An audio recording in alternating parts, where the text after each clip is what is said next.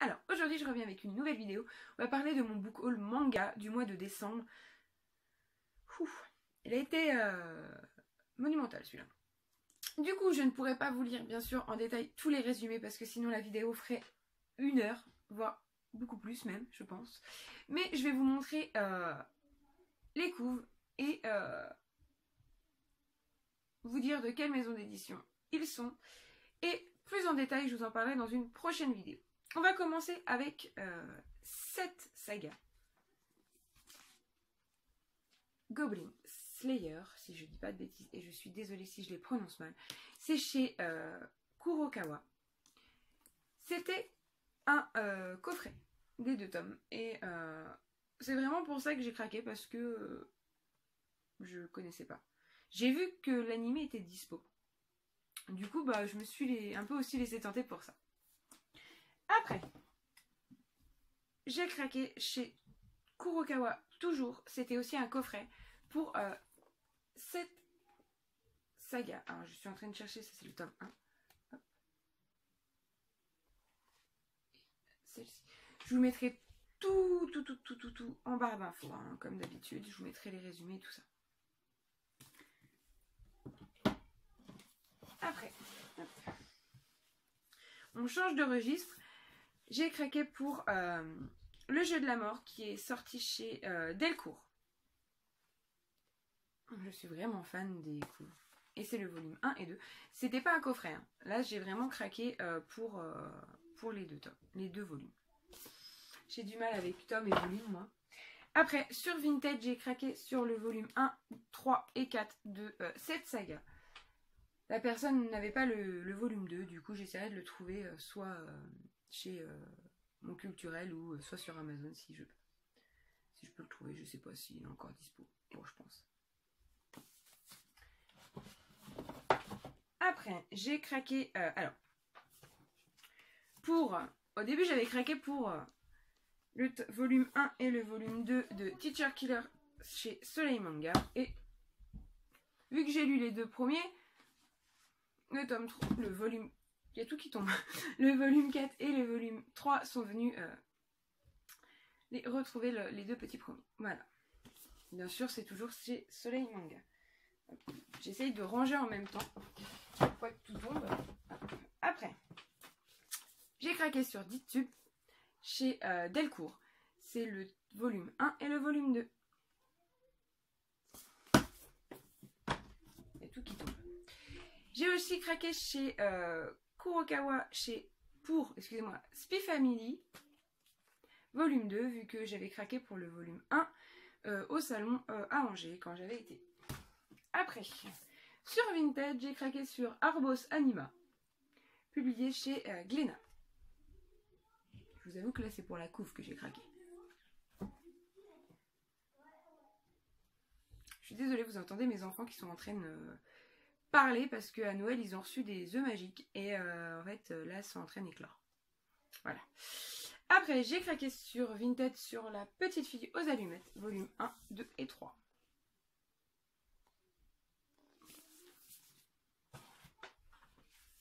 Cette fois j'ai craqué... Oulala.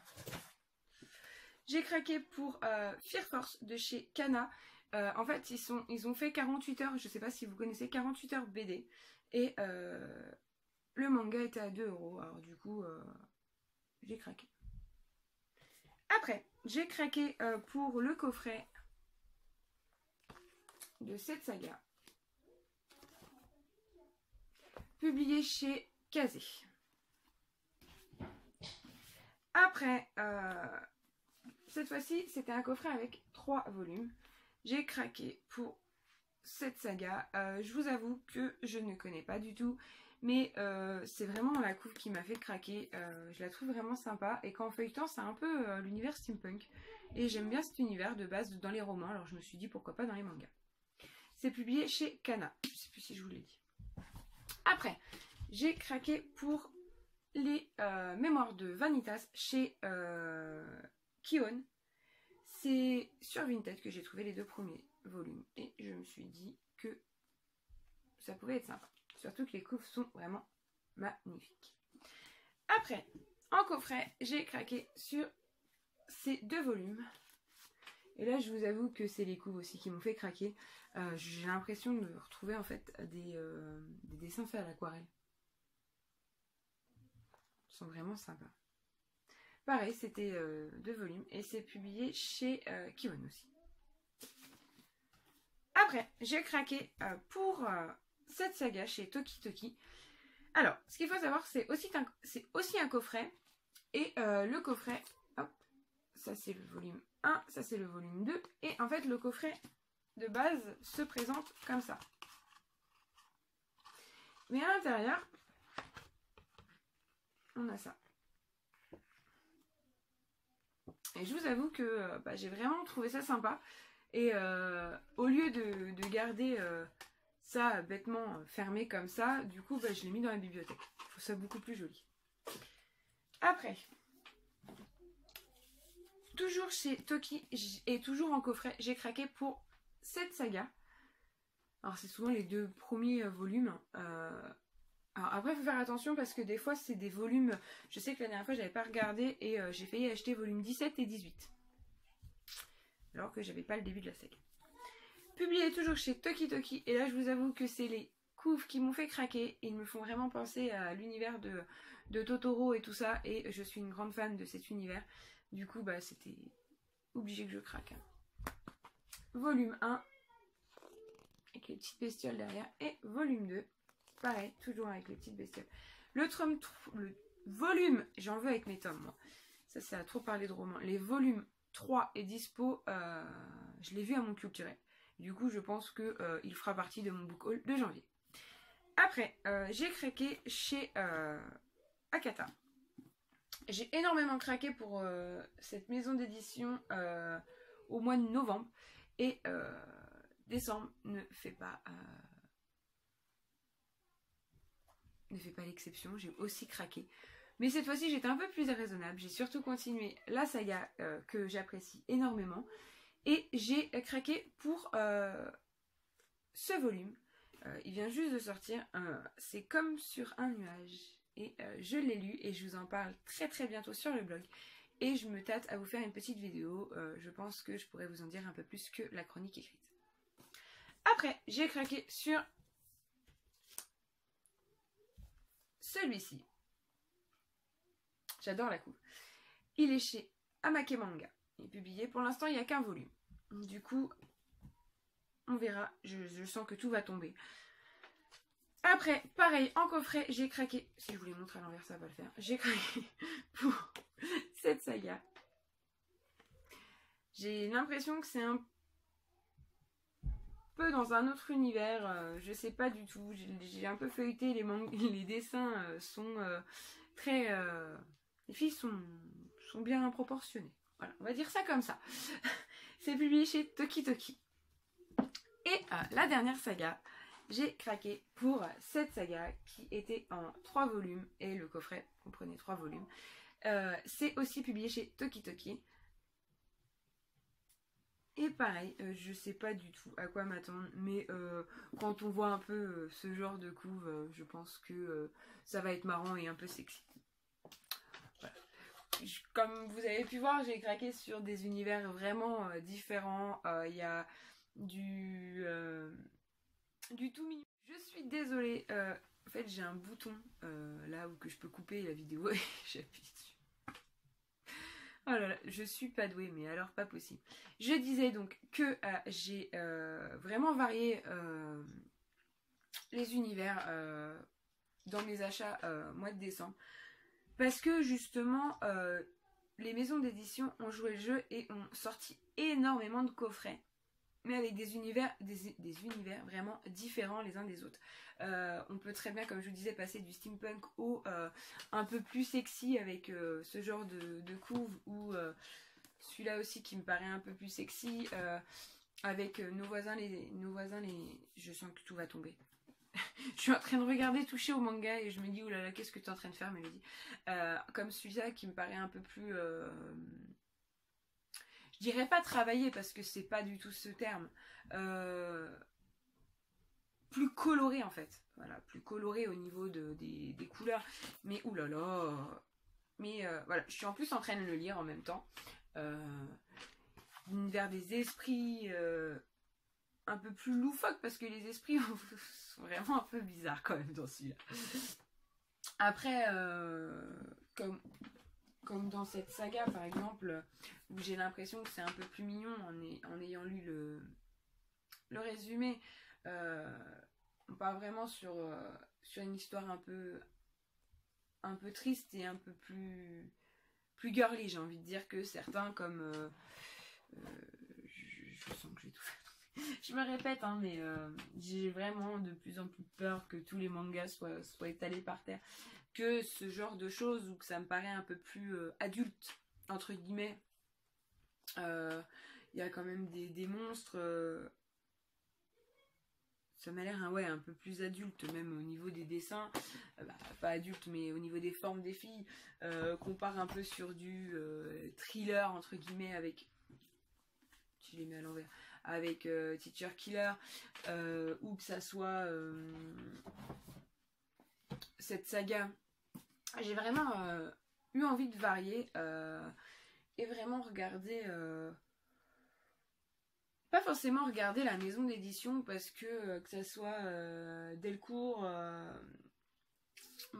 Soleil Manga ou Kurokawa ou même Tokitoki ou même les autres, hein, Glénat, tout ça, ils ont vraiment beaucoup de contenu au niveau des mangas et c'est vraiment sympathique parce qu'on n'est pas obligé de s'arrêter à un genre, on peut découvrir plein de genres dans une maison d'édition.